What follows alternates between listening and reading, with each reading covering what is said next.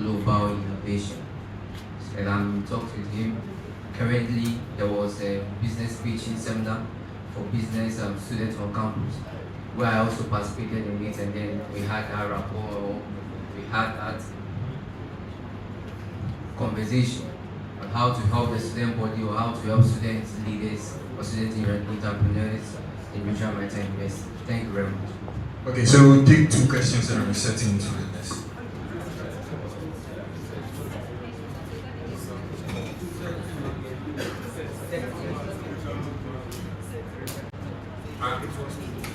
Okay, so sorry. Back to you. Thank you very much for the question. So if you realize all that we said in our policies are very feasible, our policies are basic. And so we believe that if these initiatives are brought forth to any stakeholder, like ESU, like we mentioned earlier, I believe that there is a possibility, in fact, there's a high possibility that this issue. Okay. So my question is to Mr. Ibrahim. Mr. Ibrahim, we are aware the administration has a long term plan to innovate fully the sports facilities.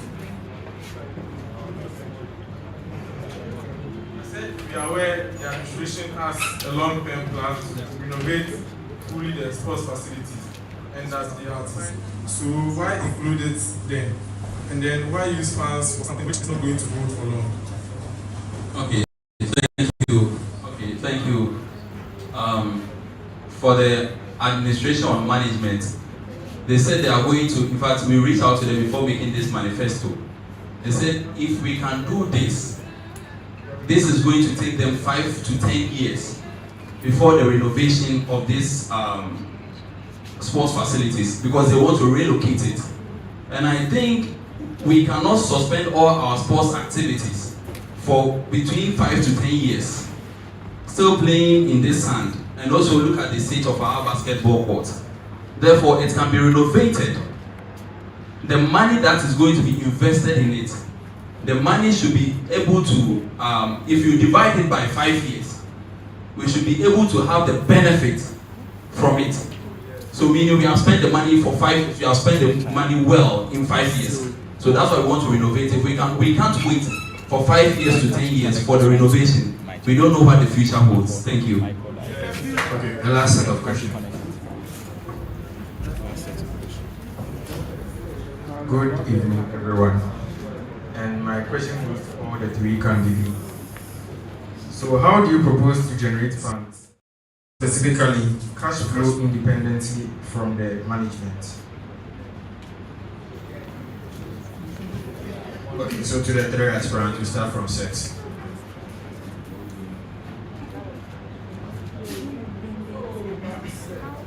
Thank you very much for the question. Please, one house, prepare you guys.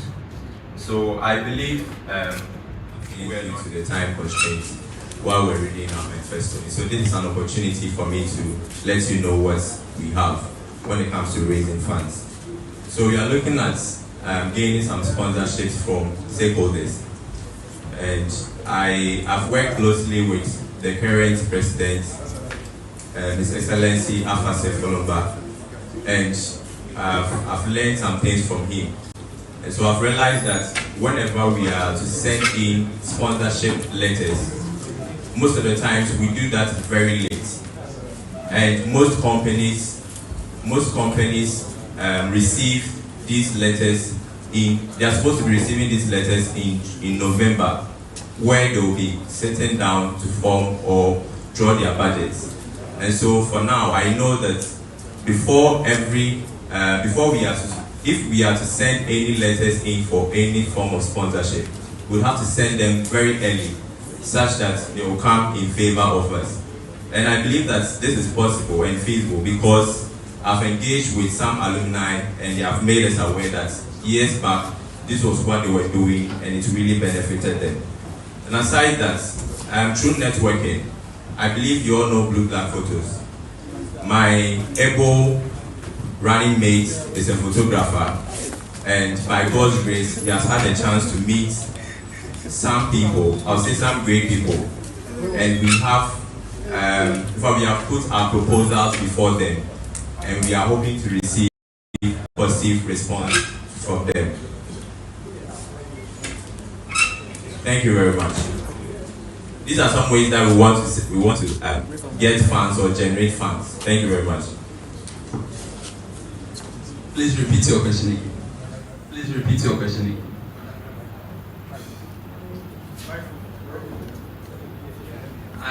I want, because the question was specifically from management. That's why I want to hear if from outside or from management, because I heard management. So how to raise funds aside from management? I think during my vetting, I said it clearly that there is a code that says that your network is your network. And looking at aspiring presidential candidates who has been able to secure an accommodation for the school, the students, getting people to come on board, we are going to use a reverse marketing system. This is to do something to attract the investors themselves by we not going to them.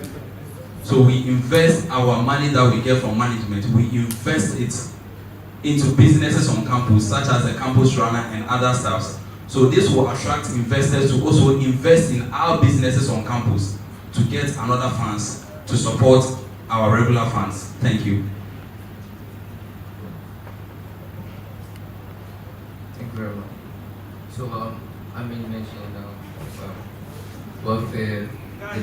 I made mention of welfare dedicated fund, and then I said this scheme is going to be open to industry players for contributions to be able to help or assist students. So aside management not giving me the full amount we need, I think if this welfare scheme or dedicated welfare scheme is open to contributions to stakeholders, interested persons or the working class, I think we can also raise money on that front as well. Thank you very much. Alright, thank you very much. And with that, we'll end that segment. And then we'll delve straight into the presidential debate. And before we start, I'd like to introduce myself. My name is Harry Johnson, and I was part of this SRC some time back, and it's always good to come back. We are going to ballot to find out the order in which the aspirants will answer the questions. Once we know, we'll rotate per question so that everybody starts, everybody ends. So please let's ballot just to know the order, and then we get into it.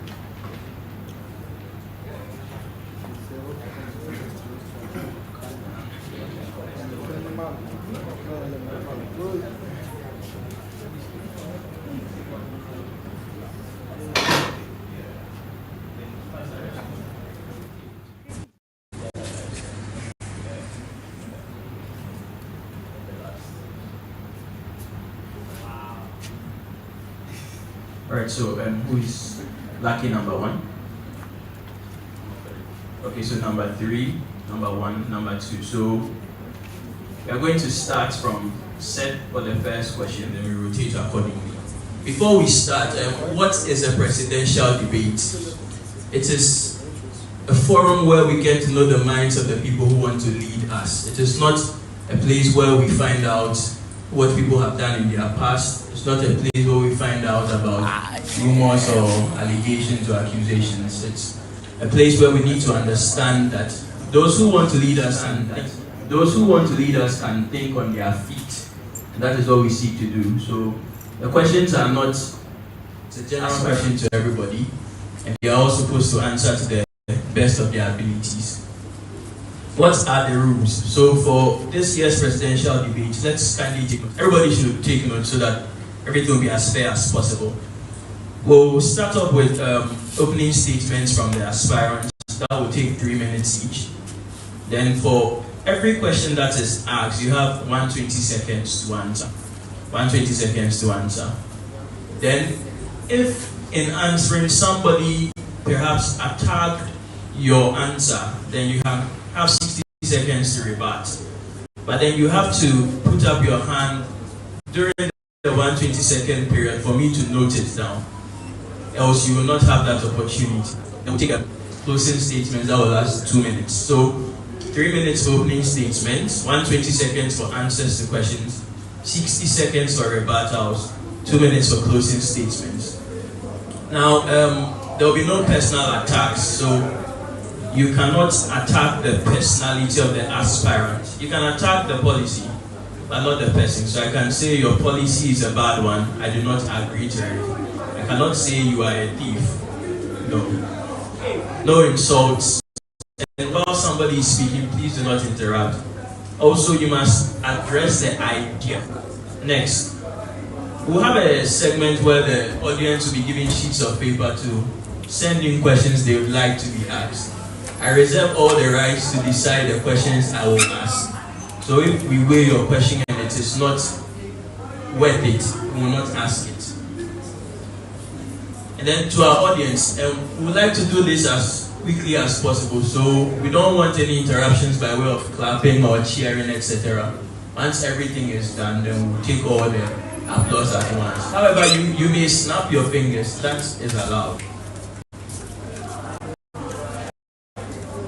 As far as possible, we would like you to answer in English. If for some reason you cannot, and then you speak a different language, please interpret for us or to understand. Avoid abusive, discriminatory, or defamatory language.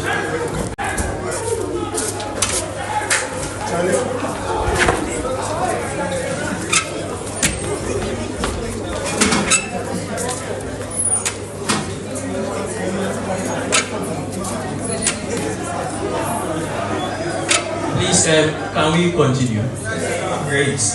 Then, all candidates will be given equal opportunity to respond. Now, for this year, we are permitting the vice presidents to be at the table with the president. So, please send your phones and your notes and everything back so that you think together with all the phones and then the notes and everything. You can keep a sheet of paper to write, but no phones, no notes, none of those things. Follow breaks and then give us answers. Now, in the build-up to the presidential debate, the Electoral Commission conducted. These are some question categories you should expect.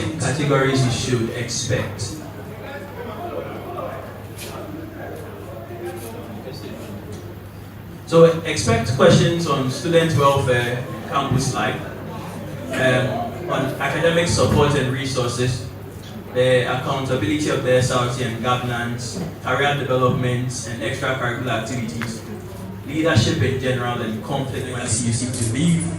Then the audience, as I mentioned, will send in questions as well. Now we'll think about the environment and sustainability. We are in a maritime environment, so we should be thinking that way. Look at digital innovation and communication, because that's where the world is going. Look at financing and budget management. Now look at one very, very important part of this conversation, which is healthcare, and this conversation, which is healthcare and mental health. They'll look at inclusivity. How are you going to add the smaller groups? How will you represent them? Then how will you relate with universities administration, sports, and then security and student safety? Alright, so I'd like for the sheets of paper to be passed to the audience right now, and then we start straight away.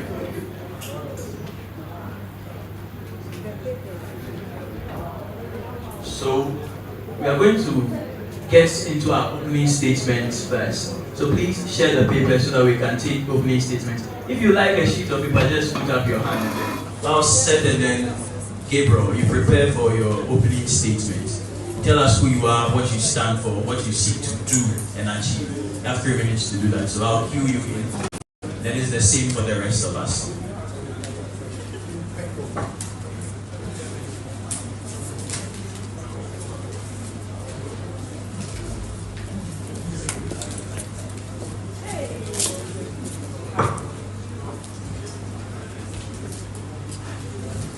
Alright, so if the timer is ready, would like to begin, so please set the timer for 3 minutes for me.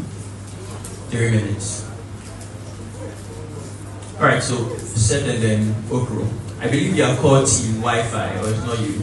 Team Wi-Fi, yes. Let us hear your opening statements. Tell us who you are, what you stand for, what you seek to achieve. 3 minutes maximum. Good evening, ladies and gentlemen. All protocols duly observed. My name is Okronipa Gabriel NG, a level 300 nautical science student, and I am running for the position of the SRC Vice President, here with my incoming or aspiring president, Seth Adamu, a level 300 marine engineering student. This evening, we gather here to witness our manifesto reading, which has already been done, and next, which is going to be the presidential debate. Our mantra, Agenda Wi-Fi, which stands for working inclusively for improvement. We are ensuring, or we are going to ensure, that every single student on this campus is felt, seen, and heard. We come as a beacon of hope, and we are going to ensure that whatever we have said in our manifesto, we shall achieve together with you. The 3 R's, that is regroup, rebrand, and restructure. That is what we stand on. And once again, I am assuring all the students here present that that is what we are going to stand on. The Wi-Fi, the beacon of hope, and the 3 R's. We shall rebrand this SRC, regroup, and restructure how we go about our things. Thank you very much. All right, thank you. Team Nayu. So 3 minutes for them as well. Hello everyone. My name is Propon Justice. The running mate to Nathaniel Nayo, the SRC aspirant 2025 hopefully. The reason I decided to join hands with him to make this SRC a bigger one was that his vision really resonated with me. So I thought it wise that coming together to work, we are going to achieve a common goal. Nathaniel's vision, empowering students through innovation, skills and action, is something our SRC really needs. And as his manifesto stated, we are going to work and work and work well. Our manifesto has been grouped into 5 main core agendas: constitutional review, reform, and amendment, financial discipline, entrepreneurship, skills, action and development, communication and publicity. So I believe when we all come together and vote for Nayo, we are going to have a better SRC. Let Nayo be your next SRC president. Thank you very much. Thank you. Team Mesa. Ibrahim Isafuta is my name. BSc level 300 student with my running mate here, Mr. Paul Quayton. Our vision for running for SRC president is to install hope in students who keep voting for a very long time without seeing any changes. We want the students to know that there is changes somewhere, there is a change somewhere, changes already here. And also to install hope in students who are from a poor background, a background where they think they cannot live based on how they look like or how they portray themselves. We are here to give these students hope that no matter who you are or where you are from, if you prepare yourself well, you can also lead. Our main agenda, which is the MESA, is to reveal that students or learning go beyond only academics or opening books. It's also go with opening business, which is the marketing stuff for student body, running around for student body, and also services, and the last one, assistant for the student body. We here place to the student body to vote, not for us, but for the future of the SRC. Thank you. Thank you very much. Great way to start it off. So we'll go back to Team Wi-Fi. So now 120 seconds. But then the question is to everybody. I will not repeat the question. So the first question, in your opinions, where is the SRC now, and where do you want to get it to be? How do you want your tenure to be remembered? What legacy are you leaving behind? Where is the SRC now, where do you want to get it to? What do you want your legacy to be? 120 seconds.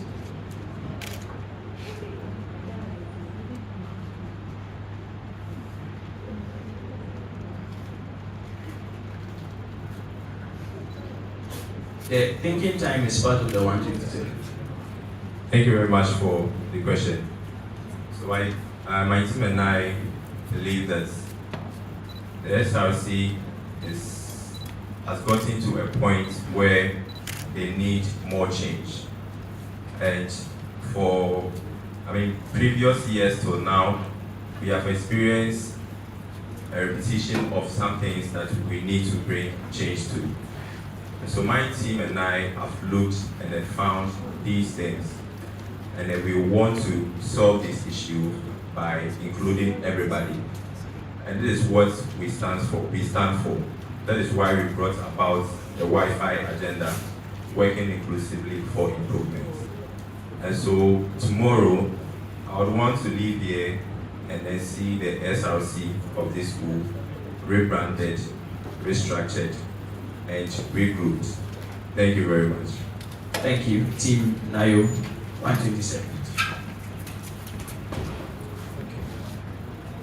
think where our SLC has reached now is a point that we need to restructure and rebrand the SLC. So that's where in my manifesto where I made mention of constitutional review, reform and amendment to be able to adopt or to be able to implement some policies to help in the smooth running of the SLC. Thank you. Thank you, Team Mesa.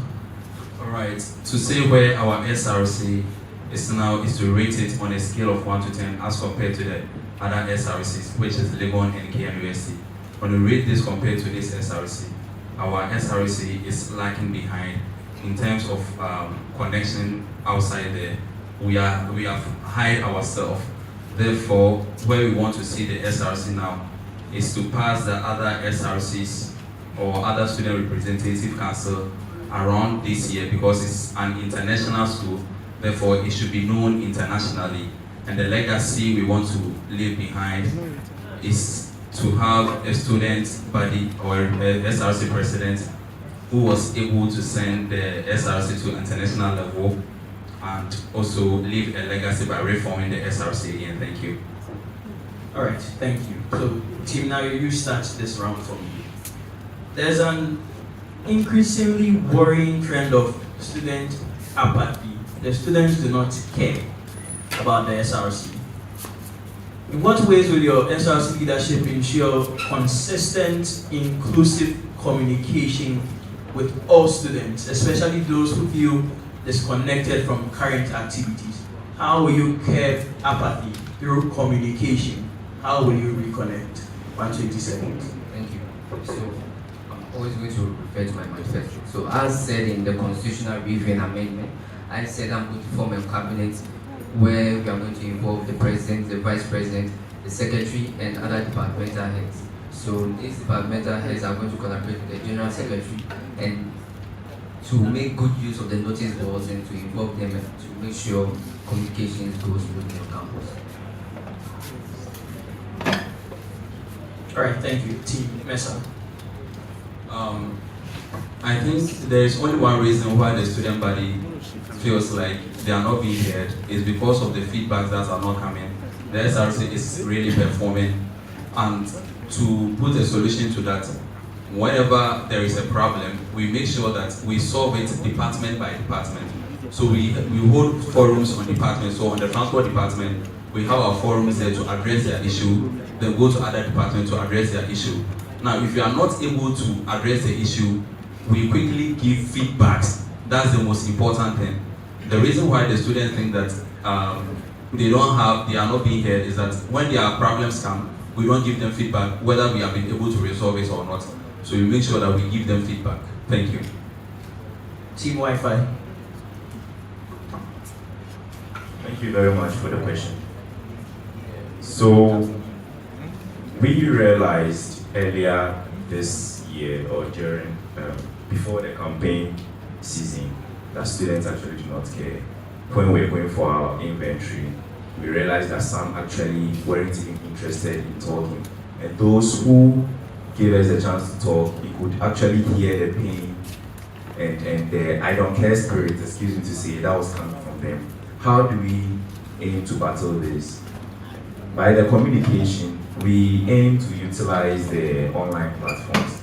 I personally was a co-founder of the Sextant Review last year during His Excellency Wolo's tenure, and it helped. We aim on improving this by involving class reps and association heads as well. Thank you. Thank you. We'll take some questions from the audience. Audience, it's very important you send in the questions because you are voting. You know the issues on the ground. You know what you want to hear. We'll start with Team Misa. So this one says, considering that all of you at one point or the other have been in power of some sort, why are you now showing care? What did you do when you had power? And why should it be given to you now?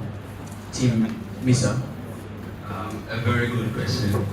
I think if the chairman is not going to compliment that, because if I'm to list what I've done, I'm going to list a lot. In my tenure as a deputy speaker, the best thing I can do in office, if you look at the constitution, is to defend the constitution. So anybody who went against the constitution, no matter how big the person was, I took the person on to the Judicial Council. Already the Judicial Council members are here to witness that, to stop embezzlement of SRC funds and also illegal approval of budgets. So I did that as I was in office. I also bring Electrochem on board, which is the biggest salt mining company in Africa, for students to go and do their internship there. Also secured employment opportunities for our graduates at GMPC, 6 of them. So these are some of the things I did when I had the power as the Deputy Speaker of Parliament. Thank you. Team Wi-Fi.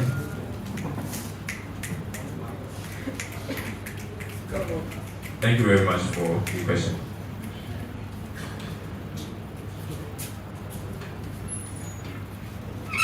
Thank you once again. So I believe that this is a matter of influence, and me being the treasurer, we cannot testify that your influence might not be or might not reach the whole council. And so I believe that I would want to say something that I would want to say something that I've been able to do in my power as treasurer. And so I brought about an agenda, FIFA, which stands for Financial Information for All, where I disseminate financial information to students. And I believe that I've done that very well, and you all can attest to that fact. So I believe that my basic duty as a treasurer to be transparent and accountable has been done very well. And so I believe that if given the opportunity, I would want to do more for us all with my able running mates. Thank you very much. Team Nayo. Thank you. So me being a Speaker of Parliament, I've had the privilege to create internship slots for students at GPHA, led or with the dedication of the cadet CC, who is here, Joshua Adoboy, and also fought for 3 IT students to be able to do their internship at MTN Ghana, where they receive stipend. In Parliament, so I tried my possible best to introduce a parliamentary identification card, where parliamentarians here can attest to the fact that the issue of RMU is under my government or under my leadership as the Speaker of Parliament. I try my possible best to bring that out to us all. And also, unfortunately, there was a proposal of standing orders and Hansard of Parliament, but it wasn't approved, or a motion was not moved for the acceptance of the standing orders and Hansard of Parliament. Thank you very much. All right, thank you. We go to the next one. We can all agree that now needs to be worked on. I want you to state one specific change if given the chance, and why. Team Wi-Fi. Team Wi-Fi.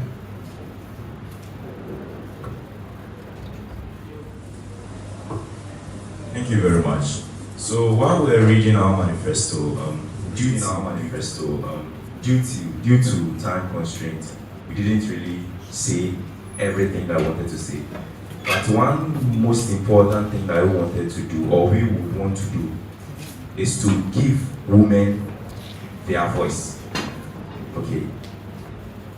During our inventory, once again, some ladies, specifically level 200, spoke to us that they don't feel included in the SRC when it comes to decision making. And that is something that I personally promised those two students that we would add to our manifesto. That we are going to ensure that women are going to be a part of every single committee and every single body which is in the SRC.